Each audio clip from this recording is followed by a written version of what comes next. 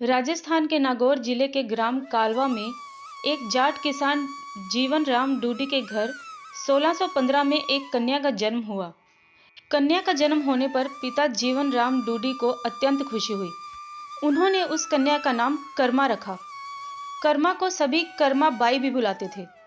जीवन राम डूडी स्वयं एक कृष्ण भक्त थे और अपने घर में उन्होंने कृष्ण भगवान का मदन मोहन के नाम से मंदिर बना रखा था, जहाँ वे रोज भगवान श्री कृष्ण की पूजा किया करते थे। वह हर रोज भगवान को भोग लगाते और भगवान को भोग लगवाने के बाद ही वे भोजन ग्रहण करते थे। इसी प्रकार समय बीतता गया और कर्माबाई रोज अपने पिता को श्री कृष्ण भगवान की पूजा करते हुए देखती, उनको भोग लगाते देखती और भगवान को भोग लगाने के बाद ही वह भोजन ग्रहण करते। ये सब देखते सीखते कर्माबाई का बचपन बीत रहा था। कुछ वर्षों के बाद कर्माबाई के पिता कुछ दिनों के लिए तीर्थ स्थल पर चले गए। तीर्थ यात्रा पर जाने से पहले पिता जीवन राम डूडी ने कर्माबाई को भगवान की पूजा विधि समझाई और कहा कि भगवान को भोग लगाकर ही भोजन ग्रहण करना और घर का ध्यान रखना। इस प्रकार भगवान की पूजा और घर की देखरेख का काम कर्माबाई को सौंपकर उसके पिता कुछ दिनों के लिए तीर्थ यात्रा पर चले गए। अगले दिन कर्माबाई ने सुबह जल्दी उठकर श्री कृष्ण भगवान को भोग लगवाने के लिए बाजरे का खिचड़ा बनाया। कर्मा ने खिचड़े को थाली में डाला, उसमें घी और गुड़ मिलाया और फिर भगवान को भोग लगाने के लिए खिचड़े की थाली भगवान के आगे रख दी और फिर बोली, भगवान जब आपको भूख लगे तब आप ये खिचड़ा खा लेना, मैं तब तक घर का दूसरा काम कर लेती हूँ। और यह कहकर वह अपने काम में लग गई। थोड़ी देर बाद आकर उसने देखा कि थाली तो वैसे की वैसे ही रखी है, भगवान ने तो भोग लगाया ही नहीं। उसने सोचा कोई बात नहीं, अभी भगवान को भूख नहीं लगी होगी, कुछ देर बाद खा लेंगे। ऐसा सोचकर वो फिर अपने काम में लग गई और बीच बीच में बार बार देखती रही कि भगवान ने भोग लगाया कि नहीं, पर भगवान ने तो भोग लगाया ही नहीं। इस प्रकार दोपहर का समय हो गया। अब तो कर्माबाई को चिंता होने लगी कि भगवान ने भोग क्यों नहीं लगाया। क्या मैंने खिचड़ा अच्छा नहीं बनाया या उसमें घी और गुड़ की कमी रह गई? ये सोचकर उसने खिचड़े में थोड़ा और घी और गुड़ मिलाया और थाली लेकर भगवान के आगे बैठ गई और भगवान को भोग लगाने के लिए विनती करने लगी। लेकिन तब भी भगवान ने भोग नहीं लगाया।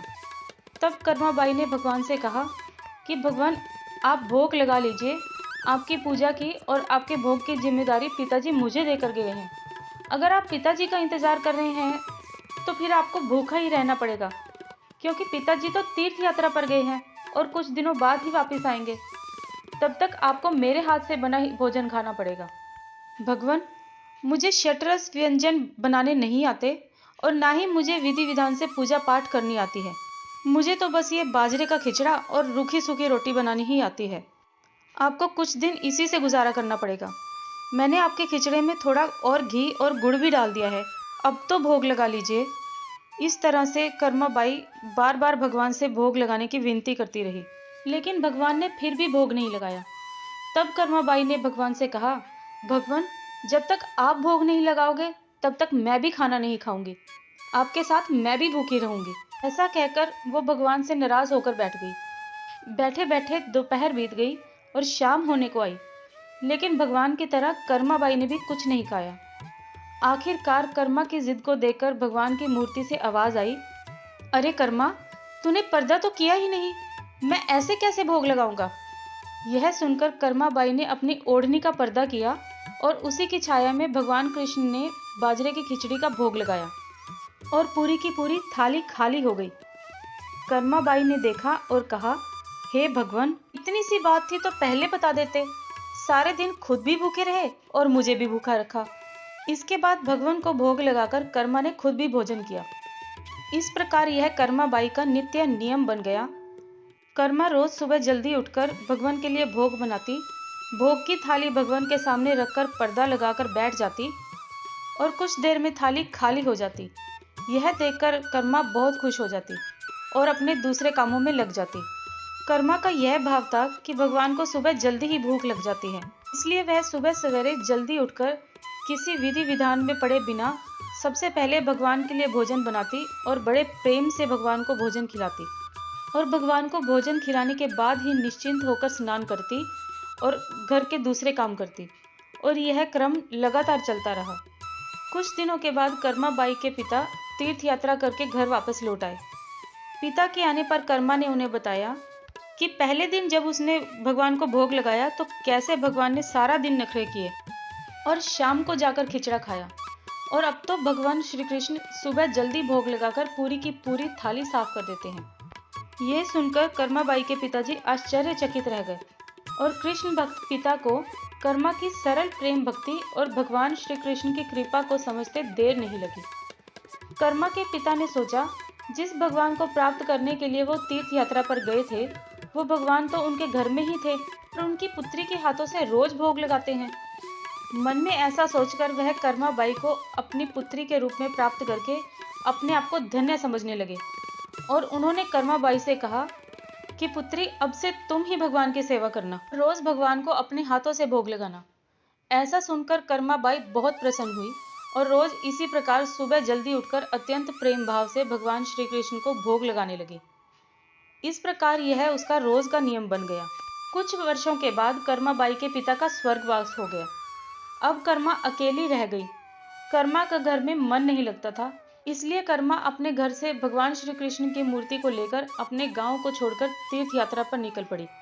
भारत में अलग अलग तीर्थों के दर्शन करते करते कर्माबाई उड़ीसा के जगन्नाथपुरी पहुंच गई और उसने जगन्नाथपुरी में ही निवास करने का निश्चय किया। वहीं उसने एक छोटी सी कुटिया बना ली और उसमें निवास करने लगी। अब कर्मा रोज अपने नित्य नियम के अनुसार भगवान के लिए खिचड़ा बनाती और थाली में भोग लगाती। कुछ देर में भगवान खिचड़ा खा लेते और थाली साफ हो जाती और उसके बाद कर्मा अपने स्नान आदि नित्य कर्मों में लग जाती और इसी प्रकार यह क्रम निरंतर चलता रहा। एक दिन कर्माबाई के भगवान श्री कृष्ण को भोग लगाने के बाद एक छोटा सा बालक उनके पास आया और बोला, माँ, कुछ खाने को है, बड़ी भूख लगी है। कर्माबाई ने कहा, हाँ बेटा, मैंने अभी अभी खिचड़ा बनाया है, आजा बैठ जा, तू भी खिचड़ा खा ले। यह कहकर कर्माबाई ने बड़े प्यार से बालक को खिचड़ा परोसा और बालक ने भी बड़े चाव से खिचड़ा खाया। उस बालक के रूप में स्वयं भगवान जगन्नाथ कर्माबाई के हाथ से बना खिचड़ा खाने के लिए साक्षात पधारे थे। बालक ने जल्दी से खिचड़ा खा लिया और उसने कहा, माँ, खिचड़ा बहुत अच्छा बना है, मैं कल भी खिचड़ा खाने आऊं? यह सुनकर कर्माबाई ने कहा, कल क्या बेटा, मैं तेरे लिए रोज खिचड़ा बनाकर रखूंगी, तो रोज खिचड़ा खाने आ जाया कर। बालक ने कहा, ठीक है माँ, मैं रोज खिचड़ा खाने आऊंगा। यह कहकर बालक चला गया। अगले दिन से वह बालक रोज कर्माबाई के पास खिचड़ा खाने आने लगा। कर्माबाई भी रोज अपने नियम के अनुसार सुबह सवेरे जल्दी उठकर भगवान श्री कृष्ण के लिए खिचड़ा बनाती और भगवान के सामने थाली में रख देती। फिर भगवान खिचड़ा को भोग लगाते और उसके कुछ ही देर बाद वो बालक भी आ जाता। कर्माबाई उसे भी बड़े प्रेम से खिचड़ा खिलाती और उसके बाद अपने स्नान आदि दैनिक कार्यों में लग जाती और यह क्रम इसी प्रकार चलता रहा। एक दिन कर्माबाई की कुटिया के पास एक साधु आया। बातों ही बातों में उसे पता चला कि कर्माबाई बिना स्नान ध्यान किए, बिना चौका बर्तन किए भगवान श्री कृष्ण के लिए खिचड़ा बनाती है और भोग भी लगाती है। उसने कर्माबाई से कहा, स्नान किए बिना भगवान की पूजा करने और भोग लगाने से पाप लगता है, इसलिए उसने कर्माबाई को स्नान करके पूरे विधि विधान से पूजा करके भोग लगाने को कहा। साधु से ऐसा सुनकर भोली भाली कर्मा अगले दिन से सुबह जल्दी उठकर स्नान करके खिचड़ा बनाने लगी और विधि विधान से पूजा करके भोग लगाने लगी। यह सब करने में कर्माबाई को बहुत देर लग जाती, लेकिन वो बालक तो रोज सुबह अपने समय पे आ जाता और कर्मा से कहता, माँ, मुझे बहुत भूख लगी है, मुझे जल्दी से खिचड़ा दो, माँ जल्दी करो माँ। और कर्मा उससे कहती, थोड़ी देर रुक जा बेटा, अभी देती हूँ, थोड़ी देर रुक जा। और जब कर्मा भगवान श्री कृष्ण को भोग लगाकर बालक को खिचड़ा खाने को देती तो बालक उसे बहुत ही शीघ्रता से खाकर हाथ मुंह साफ किए बिना ही जल्दी से उठकर भाग जाता और यह क्रम कुछ दिनों तक चलता रहा। और इन्हीं दिनों में भगवान जगन्नाथ जी के मंदिर में सुबह के समय भगवान की मूर्ति के मुख पर खिचड़ा लगा हुआ रहता। यह देखकर भगवान जगन्नाथ की सेवा में लगे पुजारी, जो स्वयं बहुत बड़े कृष्ण भक्त थे, वो सोचते, आजकल यह भगवान श्री जगन्नाथ जी के मुख पर खिचड़ा कैसे लग जाता है? हम तो खिचड़े का भोग नहीं लगाते, तो फिर यह खिचड़ा कहाँ से आ जाता है? कुछ दिन तक भगवान जगन्नाथ जी के मुख पर खिचड़ा लगा देखने पर पुजारी इसे भगवान की लीला मानते हैं और समझ जाते हैं कि भगवान रोज कहीं से खिचड़ा खाकर आते हैं।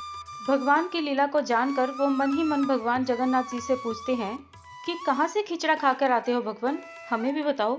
उसी रात भगवान पुजारी के सपने में आते हैं और कहते हैं कि मेरी एक भक्त है कर्मा बाई, जो जगन्नाथपुरी में ही रहती है। वो रोज सुबह सवेरे मेरे लिए बाजरे का खिचड़ा बनाती है और बड़े प्रेम से मुझे भोग लगाती है, और मैं रोज सुबह जल्दी कर्मा बाई के पास खिचड़ा खाने जाता हूँ। मुझे उनके हाथ का बना खिचड़ा बहुत पसंद है। परंतु कुछ दिन पहले कर्मा के पास एक साधु आया और उसे स्नान ध्यान करके विधि विधान से पूजा करके भोग लगाने को कह गया। इसलिए आजकल वो विधि विधान से पूजा करके भोग लगाती है और उसके बाद मुझे खिचड़ा खिलाती है। यह सब काम करने में उसे बहुत देर लग जाती है और मुझे खिचड़े का इंतजार करना पड़ता है और भूख का कष्ट भी सहना पड़ता है। जब तक मैं खिचड़ा खाकर वापस आता हूँ तब तक यहाँ मंदिर में भक्तगण आने लगते हैं। इसलिए आजकल मुझे खिचड़ा खाकर मुंह हाथ धोए बिना ही झूठे मुंह भागकर आना पड़ता है। भगवान श्री जगन्नाथ जी से यह जानकर पुजारी ने अगले दिन उस साधु की खोज करवाई और उस साधु को बुलाकर सारी बात बताई। पुजारी से यह सब जानकर वह साधु घबराया हुआ कर्माबाई के पास पहुंचा और उनसे कहा कि आप पहले की तरह ही सुबह जल्दी उठकर भगवान को खिचड़े का भोग लगाया करें। आपके लिए किसी नियम और विधि विधान से पूजा करने की आवश्यकता नहीं है। साधु से यह सुनकर कर्माबाई अगले दिन से ही पहले की तरह ही भगवान को भोग लगाने लगी और उस बालक को भी बड़े प्रेम से खिचड़ा खिलाने लगी। यह क्रम कई वर्षों तक चलता रहा और एक दिन कर्माबाई इस संसार चक्र को छोड़कर प्रभु के धाम में चली गई। उस दिन जगन्नाथपुरी के मंदिर में भगवान श्री जगन्नाथ जी की मूर्ति के नयनों से अश्रु निकल रहे थे। यह देखकर मंदिर के सभी पुजारी और जगन्नाथपुरी के राजा भी मंदिर में उपस्थित हो गए और प्रभु से विनती करने लगे कि हे प्रभु, क्या हमसे कोई भूल या अपराध हुआ है जिसके कारण जगत के पालनहार की आंखों से आंसू निकल रहे हैं। उसी रात नगर के राजा और मंदिर के पुजारी के स्वप्न में भगवान जगन्नाथ ने आकर कहा कि आज माँ कर्माबाई इस जगत से विदा हो गई है और मुझ में विलीन हो गई है, परंतु अब मुझे रोज सुबह सवेरे बाजरे का खिचड़ा कौन खिलाएगा। एक दिन जगन्नाथपुरी के राजा ने मंदिर के सभी पुजारियों और संतों से राय ली और यह आदेश जारी किया कि भगवान श्री जगन्नाथ जी को रोज सुबह सवेरे सबसे पहले माँ कर्माबाई जी के नाम से खिचड़े का भोग लगाया जाएगा, जिससे भगवान को माँ कर्माबाई की कमी कभी महसूस न हो। इसलिए आज भी भगवान श्री जगन्नाथ जी के मंदिर में श्री जगन्नाथ जी के विग्रह को 56 भोग से पहले बाल रूप में खिचड़े का भोग लगाया जाता है और इसे बाल भोग कहा जाता है। सैकड़ों साल बाद भी यह प्रथा आज भी वैसे की वैसी चली आ रही है। आपको ये कथा कैसी लगी हमें कमेंट बॉक्स में ज़रूर लिखें। मेरे इस चैनल को सब्सक्राइब करें, इस वीडियो को लाइक करें और अपने फ्रेंड्स और फैमिली के साथ इस वीडियो को शेयर भी करें। धन्यवाद।